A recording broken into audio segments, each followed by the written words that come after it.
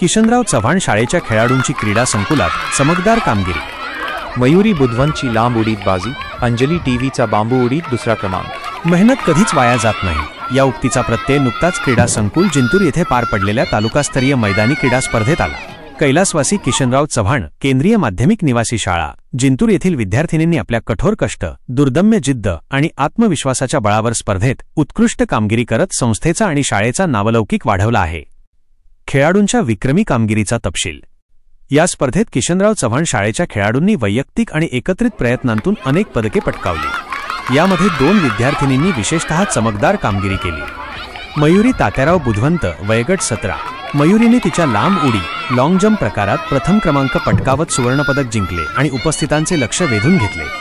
एवढ्यावरच न थांबता तिने 100 मीटर धावण्याच्या अत्यंत चुरशीच्या स्पर्धेतही द्वितीय क्रमांक मिळवून दुहेरी यश संपादन केले।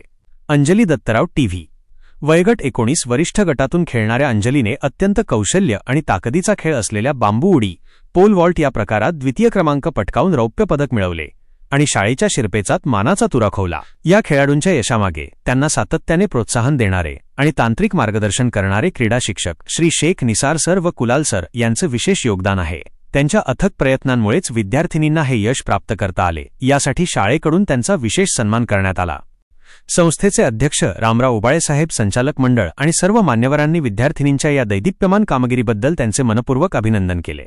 तसेच त्यांच्या पुढील क्रीडा वाटचालीस आणि उज्ज्वल भवितव्यासाठी भरभरून शुभेच्छा दिल्या। या प्रसंगी शाळेचे मुख्याध्यापक पी.आर.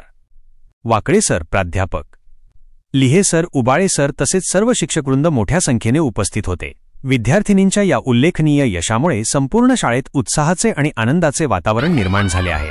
मयुरी आणि अंजलीने आपल्या कर्तृत्वाने हे सिद्ध केले की स्वप्ने पूर्ण करण्यासाठी सातत्य, कठोर कष्ट आणि योग्य मार्गदर्शन हीच यशाची खरी गुरुकिल्ली आहे।